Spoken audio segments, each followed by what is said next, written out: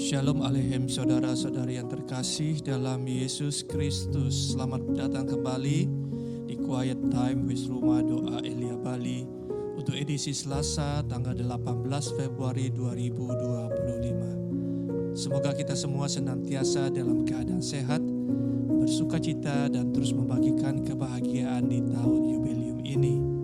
Jangan lupa ya untuk subscribe, like dan share jika renungan ini membantu Anda untuk bertumbuh dalam iman.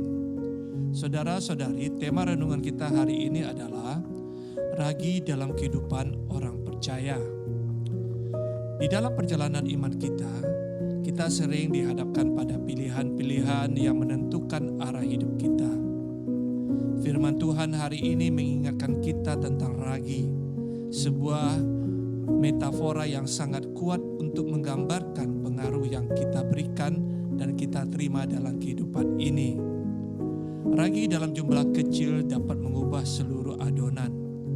Demikian pula setiap tindakan, perkataan dan sikap kita memiliki dampak baik positif maupun negatif bagi kita sendiri dan bagi orang-orang di sekitar kita. Sebagai para murid dan juga kita yang percaya kepada Kristus, kita dipanggil untuk menjadi ragi yang positif.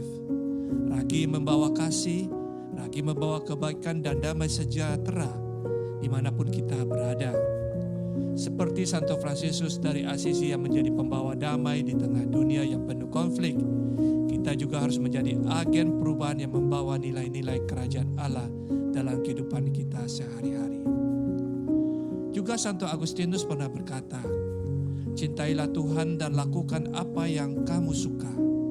Maksudnya adalah, jika hati kita dipenuhi dengan kasih Tuhan, maka segala tindakan kita, perkataan kita akan dilandasi oleh kasih itu. Kita akan menjadi ragi yang membawa kebaikan, bukan hanya dalam perkataan tetapi juga dalam tindakan nyata kita sehari-hari. Namun, kita juga harus waspada terhadap ragi yang negatif, ragi yang membawa kemunafikan, kejahatan, kesombongan, dan perpecahan. Orang-orang Farisi dan Herodian adalah contoh nyata dari ragi yang negatif.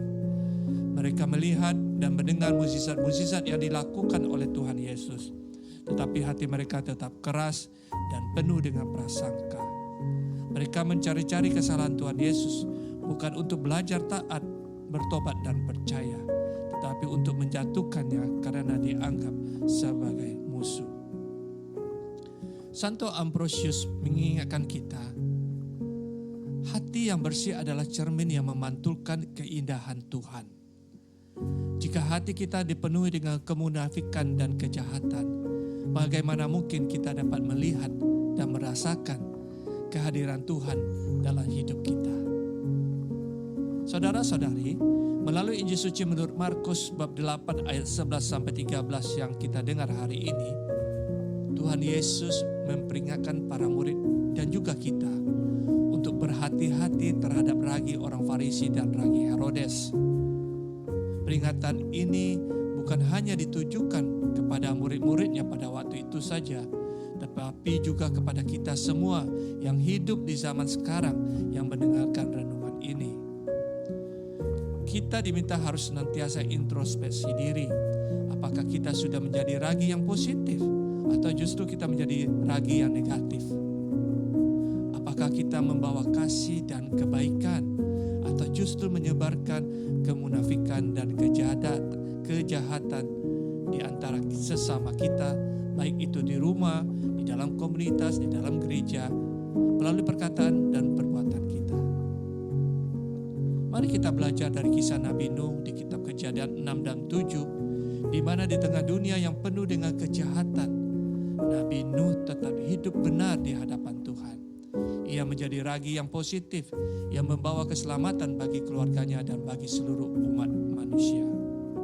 Seperti Nuh, kita juga dipanggil untuk hidup benar di hadapan Tuhan dan menjadi pembawa perubahan positif dalam dunia ini. Dengan demikian kita diundang untuk masuk dalam bahtera kerajaan Allah. Saudara-saudari, peringatan disampaikan oleh penginjil Markus kepada kita di mana Tuhan Yesus mengingatkan para murid akan sikap kedegilan hati dan kesombongan dengan contoh ragi dari orang Farisi dan orang Herodes. Juga tertuju bagi kita semua untuk memilih menjadi ragi yang positif tentunya, sehingga hidup kita dapat menjadi berkat bagi banyak orang untuk memuliakan nama Tuhan.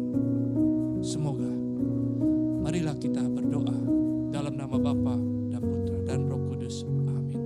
Allah Bapa yang Maha Mulia, berkat sakramen Ekaristi yang kami terima, semoga kami dapat menjadi ragi yang positif dengan membuka mata hati telinga kami akan kehadiran-Mu di setiap hari dalam hidup kami. Demi Kristus Tuhan dan